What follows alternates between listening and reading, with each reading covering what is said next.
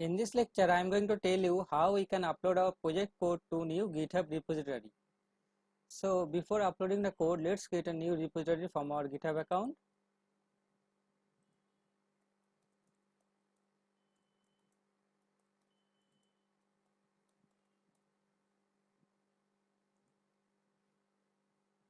And now let's go to our project root and let's open a new terminal, and we need to run these lines of commands one by one from our project root.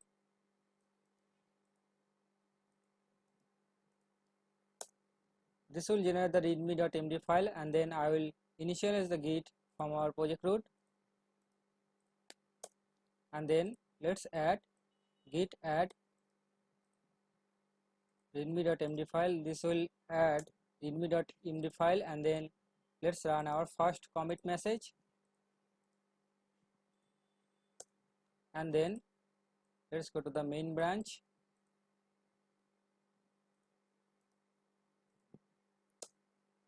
and then let's add this GitHub origin. Okay, and then let's push the code. This will push only readme.md file. This will not push all the codes.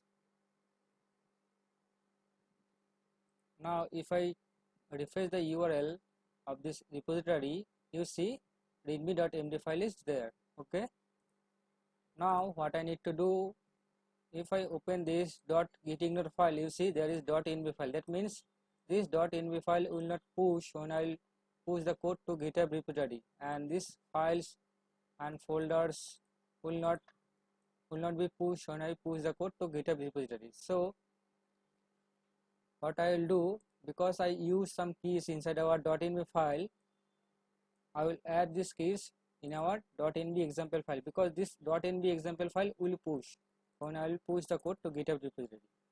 Okay, so if someone want to use my code, you need to get these keys inside the .env example file. That's why I am adding these keys here, right?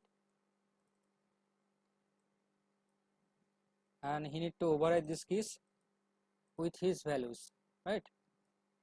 So save the file, and now I will push all the codes to the GitHub repository. So what I will do, I'll write git status and then hit enter. So these are the changes, and then I'll add all the files by running git add dot, and then I'll write our commit message, git commit -m uploading all files or all codes. Okay, so our commit has been done. Now I will push the code, git push origin -u main. Main is our branch name. Okay, it will push all the codes. Now if I check our repository, you see all the files and folders are there, right?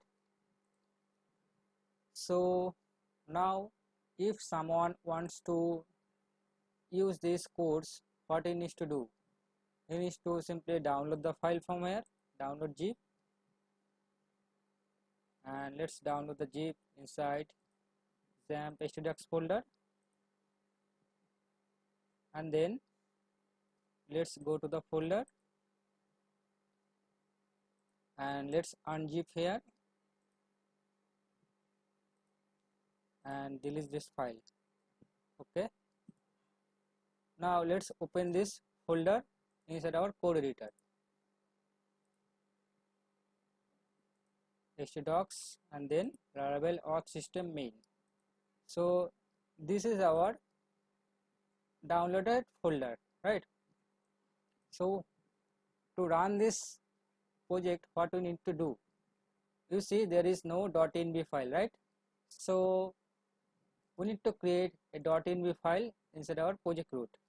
So let's create a .env file, and from the .env example files, let's copy all the keys and paste it our .env file. You need to overwrite all the data here you need to override MailChimp API key, list ID, Google Captcha secret, and your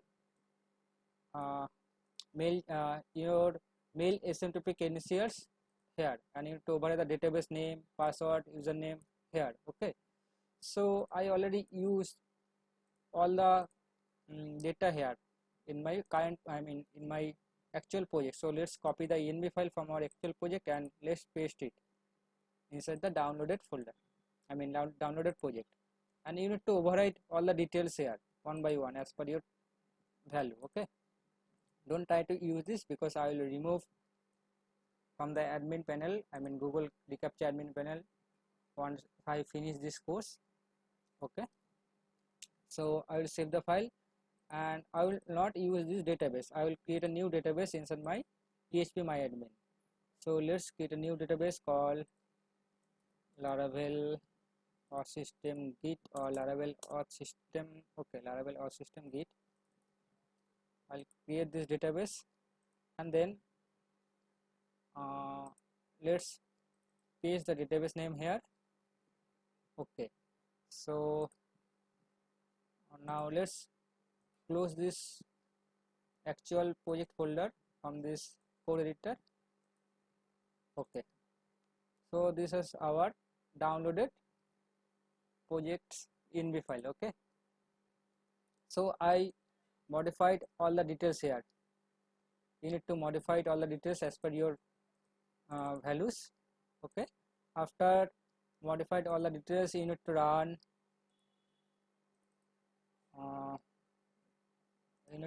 composer update from your project root. It will download all the dependencies because you see there is no vendor folder. Your project will not run if you want to run the project right now. It will not run.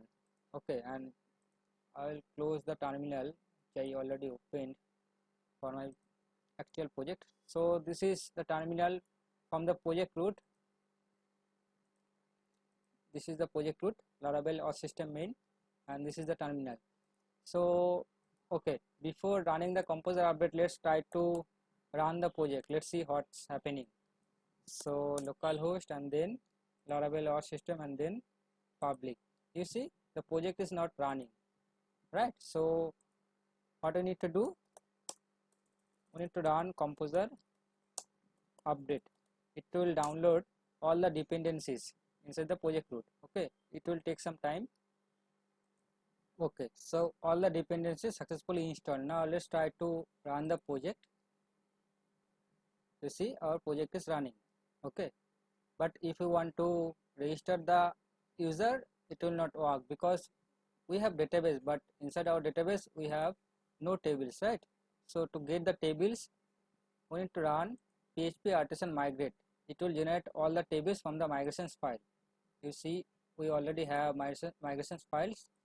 We have migrations file for users table and password reset table. So to get the tables, we need to run migrations first. So php artisan migrate, it will generate all the tables from the migrations file. Okay, so yeah, let's check the database. You see all the tables are there. Now if you want to register an account, it will register the account. Okay, and before closing this video, I want to tell you one thing, that you have to make sure that inside your .env file you have this MailChimp credentials and Google reCAPTCHA credentials are there, and your mail asymptotic credentials are there. If you did not added this exact values, not exact values, if you did not added your values, correct values here, it will not work. You have to add or you have to modify these values. Okay, don't try to use this. I will remove this once completed this series. Okay, and I want to tell you something, that this course is only for PHP versions 7.2 and 7.2. okay, this will not work for 7.3 and 7.4. okay, and I'm using Laravel 7.24 versions here. It will not, this code will not work in Laravel 8 because in Laravel 8 some changes has been made. Okay, there are some changes in the route it will work if you modify the route. There are some changes in the route in Laravel 8. Okay, so you can modify the routes, whatever the changes has been made in Laravel 8, then it will work. Okay, and that's it.